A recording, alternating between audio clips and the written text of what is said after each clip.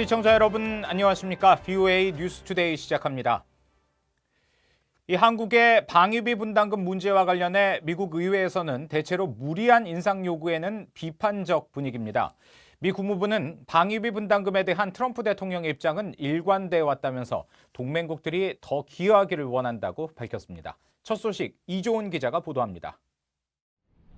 민주당의 애덤 스미스 하원 군사위원장은 8일 VOA에 방위비 비용 분담을 권장할 수는 있지만 대폭 증액을 강력히 요구하는 건 또 다른 문제라고 밝혔습니다.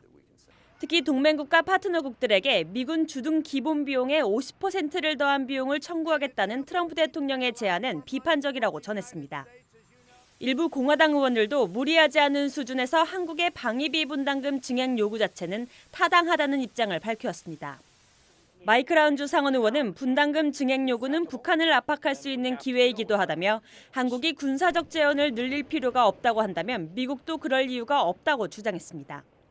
그러나 미국의 지나친 방위비 증액 요구는 미군 주둔 자체에 대한 문제로 이어질 수 있다는 우려도 있습니다.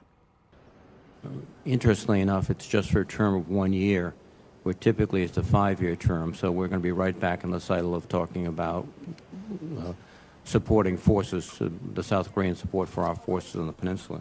Can you talk about the significance of maintaining our force presence there? Is it critical, or can we afford to draw down? 공화당의 댄 설리번 상원 의원도 증액 필요성에 공감하면서도 주둔 비용 플러스 50가 같은 수준의 요구는 동맹국들을 멀어지게 할 위험이 있다고 여러 차례 지적해왔습니다. Yes, but if for some reason, at the end of the day, there was no agreement, we had to pull out our forces from Japan and Korea, what would be the strategic implications for the United States? Would that be a good? 수십 년간 미국의 동맹 분열을 시도해온 러시아와 중국, 북한이 반기릴이 될 것이라는 우려입니다. 이런 가운데 국무부는 한국의 방위비 분담에 관한 트럼프 대통령의 입장은 명확하다는 원론적인 입장을 내놓았습니다. He said that he wants our allies to contribute more. It's certainly a reoccurring theme. We're also, I would say that we are, here at the State Department, we're of course very appreciative of the considerable resources that South Korea has provided to support the alliance. 이런 가운데 민주당이 장악한 하원은 주한미군과 관련된 직간접적인 비용과 분담금의 상세 내역을 먼저 살펴봐야 한다는 인식이 반영된 입법 조치도 추진하고 있습니다. VOA 뉴스 이조은입니다. 이 한일 갈등은 북한과 중국 위협에 맞선 미국의 전략을 약화시킬 것이며 따라서 미국이 적극 중재에 나서야 한다는 전문가들의 조언이 나왔습니다. 이 경제 측면에서는 한국이 일본이 아닌 중국 등으로 공급망을 확대할 경우 이 중국의 경제 지렛대에 놓일 수 있다는 우려도 제기됐습니다. 함지하 기자가 취재했습니다.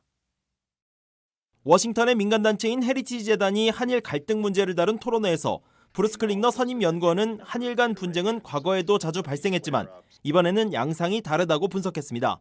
과거와 달리 경제와 안보 분야가 핵심 쟁점에 포함되면서 해결이 쉽지 않게 됐다는 겁니다. In the past, the economic and the security realms seemed exempt. And indeed, they were moderating or mitigating factors that eventually led to a resolution or at least moving issues. 전문가들은 미국이 사태 해결을 위해 더 많은 노력을 기울여야 한다고 강조했습니다.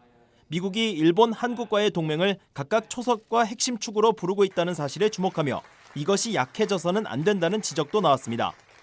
If the cornerstone and the linchpin of your strategy are weakened, then your objectives are going to be harder to obtain.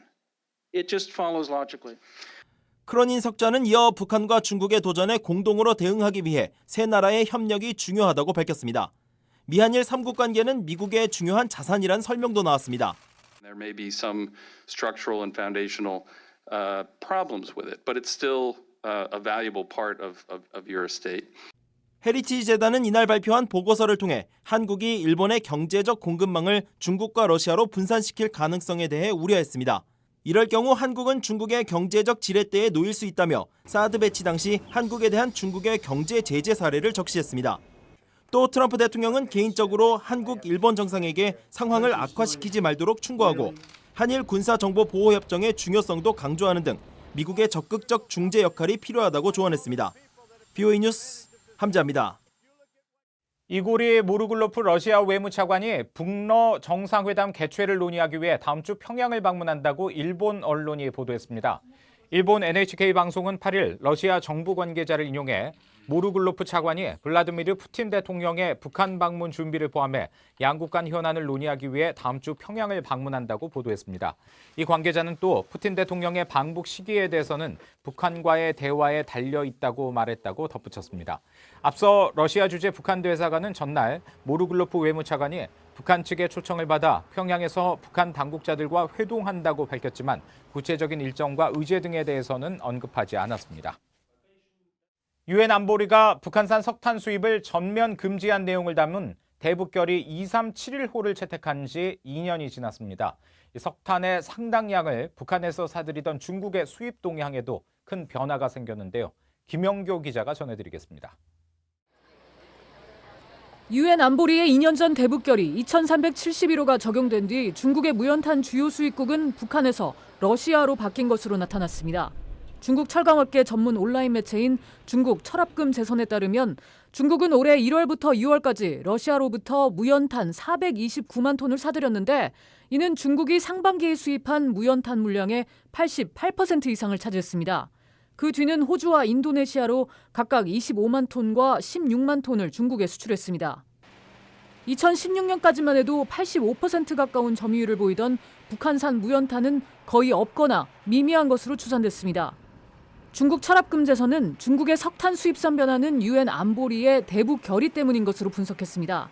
지난 2017년 8월 유엔 안보리는 북한의 대륙간 탄도미사일 ICBM 발사에 대응해 대북 결의 2371호를 채택했습니다.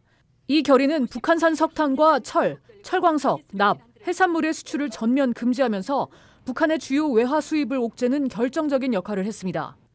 중국 석탄공업협회에 따르면 2016년 북한은 중국의 무연탄을 2250만 톤 가까이 수출했는데 대북 결의가 채택된 2017년에는 그 물량이 4분의 1 수준으로 줄어 483만 톤을 기록했습니다. 중국의 결의 이행으로 북중 간 무역 관계에 큰 영향을 미쳤다는 분석이 나옵니다. Between 2016 and 2017, the largest North Korean export from North Korea to China changed from mineral fuels such as coal to textiles.